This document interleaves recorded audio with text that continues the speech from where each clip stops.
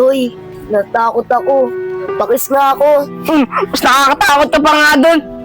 Totoy, ako din natatakotin ako sa multo. Ayan pa si Yeye, pwede pa matakot sa multo yan. Kaya mo Yeye, puprotektahan kita sa mga multo. Ano, Totoy?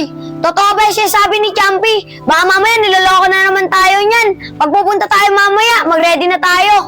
Tama yun, Rawi. Mag-ready na tayo para malaman natin kung nagsasabi na talaga ng totoo si Champi. Oo nga, Rawi. Re-ready ko na rin yung flashlight. Oh, nagkasundo na ang lata. Mag-ready na kayo. Gandang adventure to. Mamaya, papasukin na natin yung haunted house. Rolly, natatakot ako. Huwag kang mag-alala, Iris. Ako ang bahala sa'yo. Talaga, Rolly, ikaw bahala sa akin, ha? Oo, pangako ko sa'yo yan. Sige na, tama na yan. Basta mamayang gabi mag-ready kayo. Rawi! Uy, si Ray, nag-uhukay. Ba't kaya siya nag-uhukay dun? Ano ka ba naman, Rawi? Alam mo naman ang trabaho niyan, taga-ukay. Supportero kasi yan eh.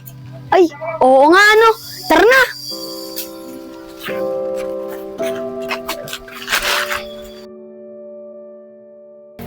Akala ko naman nakakatakot doon. Wala palang multo doon. Oo nga. Kaya tuloy yung mga iba, nag-atrasan. Akala nila totoo ang multo.